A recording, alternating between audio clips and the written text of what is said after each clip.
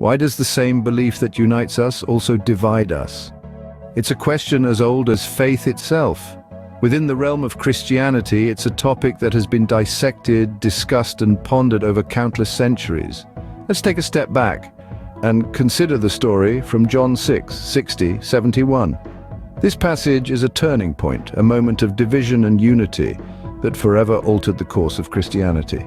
Here, Jesus presents teachings that are challenging, even to his most devoted followers. And it's at this juncture that many of his disciples choose to walk away, unable to reconcile their understanding with his words. This story highlights a paradox, a seeming contradiction that lies at the heart of many faith-based communities. On one hand, we have unity, a shared belief that binds individuals together, creating a sense of belonging, of shared purpose and identity. But on the other hand, we have division, as differing interpretations, understandings, and beliefs can cause schisms, even within the most cohesive groups. The same words that inspire and uplift some can confound and confuse others. The same teachings that spark enlightenment in one can ignite doubt in another. It's a dance between unity and division that plays out not just in the pages of ancient texts, but in the lived experiences of countless individuals across the globe. This paradox, this tension between unity and division, is not a flaw or a failing. Rather, it's a testament to the complexity and depth of faith. It's a reminder that faith is not a one-size-fits-all proposition, but a deeply personal journey that is as unique and varied as the individuals who embark upon it. And so, as we delve into the intricacies of this paradox, let us approach it not as a problem to be solved, but as a mystery to be explored. A journey that, while it may at times be challenging, is ultimately enriching and enlightening. Let's dive into the Bible, specifically John 6:60-71, to understand this paradox. Opening, how did Jesus' followers react to his teachings? The reactions of Jesus' followers to his teachings were a mixed bag of acceptance, confusion, and outright rejection. This is evident in the 6th chapter of the book of John, where Jesus introduced some hard teachings that were difficult for many to understand or accept. One of these teachings was the idea that he was the bread of life, and to have eternal life, one must eat his flesh and drink his blood. This was a hard pill to swallow for many, leading to confusion and discomfort. The metaphorical language, laden with deep spiritual meaning, was too much for some to handle. Consequently, many of his disciples chose to desert him, citing these teachings as hard sayings. However, the reactions were not all the same. A stark contrast is seen between the crowd and the 12, the inner circle of Jesus' disciples. The crowd, drawn by the miracles and the prospect of physical sustenance, found it difficult to grasp the spiritual truths Jesus was teaching. When the teachings became challenging, many in the crowd chose to walk away. On the other hand, the 12 had a different reaction. They had committed to following Jesus, not just for the miracles or the food, but for the words of eternal life he spoke.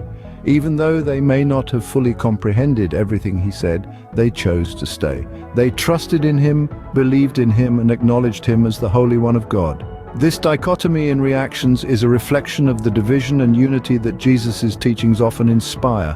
His words can be hard and challenging, causing some to turn away, yet for others his words are the words of eternal life, leading to a unity of faith and commitment that transcends understanding. Closing. While many left, a few stayed. What set them apart? Amidst the division, where was unity found? In the swirling chaos of doubt and disbelief, a beacon of faith emerged. Peter, a humble fisherman, stepped forward as the voice of unity and conviction. As the others questioned and faltered, Peter's faith in Jesus remained unshaken. His response to Jesus' poignant question in verses 67-69 is a profound confession of faith. When Jesus asked, "Do you also wish to go away?" Peter answered, "Lord, to whom can we go? You have the words of eternal life." His response wasn't merely a statement of loyalty, it was a declaration of a deep-rooted belief. Peter recognized that Jesus was not just another teacher or prophet. He was the only source of eternal life, the one who held the keys to truth and salvation. Peter didn't stop there. He went on to proclaim Jesus as the Holy One of God. He didn't just see Jesus as a man, but as the divine manifestation of God on earth. This confession was a bold and daring proclamation. At a time when many were turning away, Peter was declaring his unwavering faith in Jesus. It was more than a statement, it was a confession of faith that would define his life and the lives of many believers to come. Peter's confession of faith is a testament to the power of genuine belief. It shows us that faith can stand firm amidst uncertainty and division. It reminds us that faith isn't just about following the crowd or taking the easy path. It's about recognizing the truth, even when it's hard to understand. It's about standing up for your beliefs, even when others turn away. Peter's confession challenges us to examine our own faith. Do we see Jesus as the Holy One of God? Do we recognize him as the source of eternal life? Are we willing to stand up for our beliefs, even when faced with doubt and division? Peter's confession stands as a testament to the unity of true belief amidst division. This is the essence of Peter's confession of faith, an embodiment of unity in the face of division.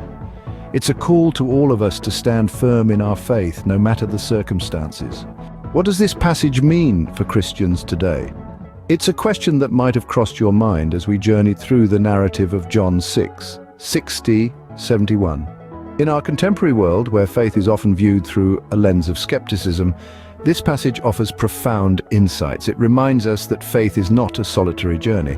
It's a communal experience filled with moments of unity and division, understanding and confusion. The themes of unity and division are as relevant today as they were 2,000 years ago. As Christians, we are part of a global community, a body of believers. Unity is the glue that binds us together, the shared faith that transcends geographical boundaries and cultural differences. Yet just like the followers of Jesus in the passage, we are not immune to division. Differences in interpretations, beliefs, and practices can lead to disagreements, even within our faith community. However, this passage teaches us that division is not necessarily a negative aspect. It can be a catalyst for growth, a tool for refining our faith. When Jesus' teachings were met with disbelief, it led to a division among his followers. Yet, it was this very division that led to Peter's confession of faith, a moment of profound understanding and clarity. Similarly, in our faith journey, moments of disagreement or confusion can lead us to a deeper understanding of our faith. They challenge us to question, to seek answers, and ultimately to grow in our relationship with God. The passage also emphasizes the importance of understanding in our faith journey. Just like Peter, we are called to seek understanding, to delve deeper into the teachings of Jesus. But understanding does not mean having all the answers. It means being open to the mysteries of faith, being willing to embrace the unknown. In conclusion, this passage offers valuable lessons for the contemporary Christian life. It teaches us to embrace both unity and division, to seek understanding, and above all, to remain steadfast in our faith. Division and unity, two sides of the same coin, both essential parts of our faith journey. Or where does faith meet understanding? As we delve deeper into the book of John, chapter 6, verses 60-71, we find ourselves pondering this very question: where indeed does faith meet understanding? As we've seen in the previous scenes, the interplay between these two concepts is profound and intertwined, shaping the character of the followers and the narrative of the teachings. Understanding, in its essence, is the ability to comprehend, to grasp the nature, significance, or explanation of something. It provides a foundation on which faith can build, a bridge connecting the tangible world to the realms of the metaphysical. It is through understanding that the followers of Jesus could interpret his teachings, could see the world through his eyes, and could begin to comprehend the enormous implications of his words. But let's not forget that understanding can only take us so far. It can lead us to the edge of the precipice, but it is faith that prompts us to leap, to trust in the unseen, the unknown, the divine. It is faith that provides the courage to believe in something larger than ourselves, something beyond our comprehension, something that transcends the confines of our understanding. In this passage, we see followers who struggle with understanding, who grapple with the magnitude of Jesus' teachings, yet it is their faith, their unwavering belief in Jesus that anchors them. Their faith exists even in the absence of full understanding, a testament to the power and resilience of belief. In the contemporary world, we often seek to understand before we believe, but this passage reminds us that faith can exist, can thrive even in the face of uncertainty, of not knowing, of not comprehending fully.